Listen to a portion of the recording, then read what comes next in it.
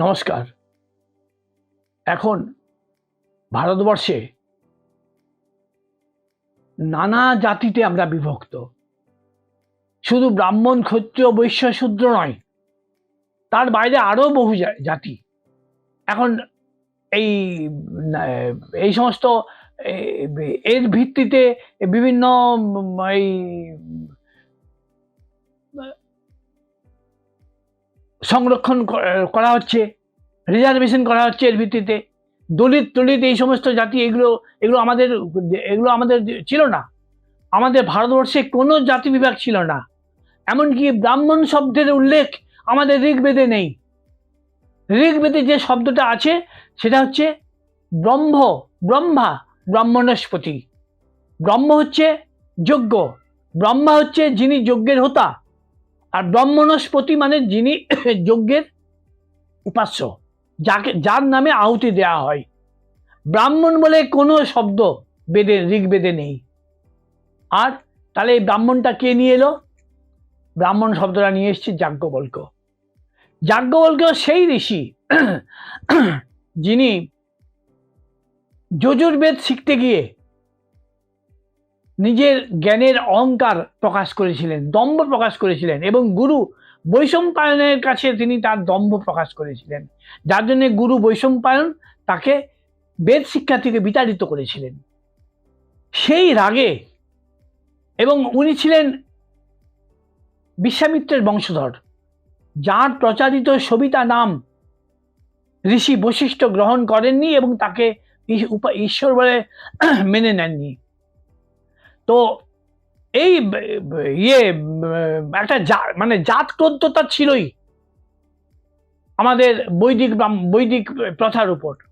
তো ওনাকে যখন বেদ শিক্ষা থেকে তাড়িয়ে দিল, উনি তখন করলেন কি, একটা নিজে বেদ লিখলেন। সেই বেদটার নাম দিলেন শুক্ল যজুর্বেদ। কেন কৃষ্ণ, কেন শুক্ল, দুটো যজুর্বেদ, এ নিয়ে অনেক মতান্তর আছে। আমি আজকে সে ব্যাখ্যায় যাব না, সেটা নিয়ে যাব না, সেটা অন্য ভিডিওতে আমি বলবো। তো উনি একটা বেদ লিখলেন, সেটার নাম দিলেন শুক্ল যজুর্বেদ। এবং শতপথ ব্রাহ্মণ বলে একটা ব্রাহ্মণ লিখলেন, সেখানে উনি ব্রাহ্মণ শব্দের প্রয়োগ করলেন। আর শুক্ল যজুর্বেদে উনি পাঁচটা জাতির ভাগ করলেন ভারতীয় জাতিকে, ব্রাহ্মণ, ক্ষত্রিয়, বৈশ্য, শূদ্র। এবং এটার প্রথম উল্লেখ করলেন ঋগ্বেদের দশম মণ্ডলে, যেটা ওনারই লেখা ছদ্মনামে, বেনামে। ওখানে পুরুষ সূক্ত বলে একটা সূক্ত লিখে ওখানে উনি লিখলেন যে ব্রাহ্মণদের জন্ম হলো মাথা থেকে, ক্ষত্রিয়দের জন্ম হলো বাহু থেকে। এরকম করে চারটে করলেন উনি, জাতির বিভেদ করলেন। আর কি বললেন না, অন্তজ, আরো নিচু জাতি অন্তজ। এখানেই থামলেন না, উনি পেশার ভিত্তিতে ভারতীয় জাতিকে 58টা ভাগে ভাগ করে দিলেন। 58টা ভাগে উনি ভাগ করে দিলেন। এই শুক্ল যজুর্বেদে এগুলো লিখলেন। উনি লিখলেন কুমোর, কামার, ছুতোর, এরকম করে মোট 58টা জাতি। এবং উনি নিয়ম করে দিলেন যে এগুলো সব বংশানুক্রমিক এই জাতিগুলো হবে। এইভাবে তার আগে পর্যন্ত এরকম ব্যাপার ছিল না। যে পুজো করত, যে শাস্ত্র চর্চা করত, তার ছেলে রথ চালাতো, আবার যে রথ চালাতো তার ছেলে শাস্ত্র চর্চাও করত। এইরকম মানে এই কর্মভিত্তিক পেশা এবং পেশাভিত্তিক জাতি, পেশাভিত্তিক এই উপাধি, এটা আমাদের শাস্ত্রে, আমাদের ধর্মে, আমাদের সমাজে কখনোই ছিল না। এটা চালু করলো যাজ্ঞবল্ক্য। এই শত ভাগে ভাগ করে দিল এই আমাদের এই জাতিটাকে। নানা রকম জাতি উনি করে দিলেন, নাপিত, কুমোর, কামার, বৈদ্য, ছুতোর মিস্ত্রি, এইরকম করে উনি সমাজটাকে ভিন্ন বিভিন্ন করে দিলেন এবং এগুলোকে বংশগত পদবি নির্ধারণ করে দিলেন। ফলে আজকে ভারতীয় জাতি এত ভাগে বিভক্ত। নাহলে আমাদের জাতিতে ব্রাহ্মণও কেউ ছিল না, বৈশ্যও কেউ ছিল না, শূদ্রও কেউ ছিল না, কুমোরও কেউ ছিল না, কামারও কেউ ছিল না, সবাই ছিল ভারতীয়। তা আসুন আমরা আবার সেই রকম সবাই ভারতীয় এই পরিচয়ে আমরা বেঁচে থাকি। আমরা আমাদের পেশাভিত্তিক পরিচয়ে বাঁচবো না। কেন আমরা পেশাভিত্তিক পরিচয়ে বাঁচবো? আপনি ছুতরের কাজ করেন বলে আপনার ছেলে কামারের কাজ করতে পারে না? আপনি কামারের কাজ করেন বলে আপনি এই চিকিৎসার কাজ করতে পারেন না? অবশ্যই পারেন। এবং আপনার পরিচয় হোক পেশাভিত্তিক, আপনার পরিচয় হোক পেশাভিত্তিক।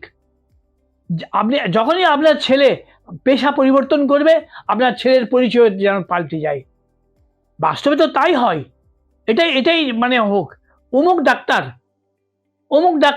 আবার অমুক ডাক্তারের ছেলে যখন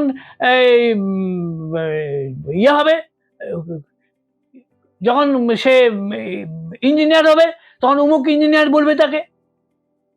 আবার যদি এমন হয় তার ছেলে পার্লার খুলেছে, তখন সে নাপিত হবে।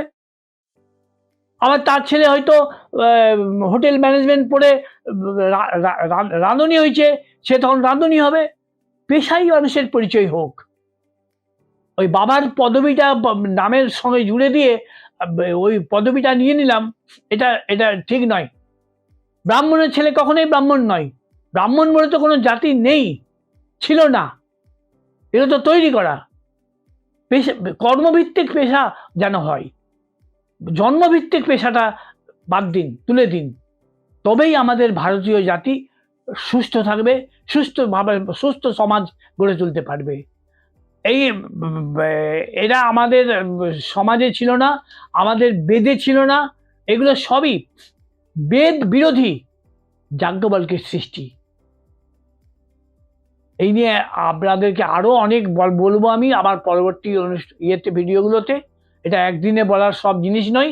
যাই হোক, আজকে যা বললাম, যদি আপনাদের মনে হয় যে এটা উনি ঠিক বললেন, তাহলে এই ভিডিওটা, আমার এই চ্যানেলটা সাবস্ক্রাইব করে আর পাশের বেল বাটনটা পুশ করে দেবেন।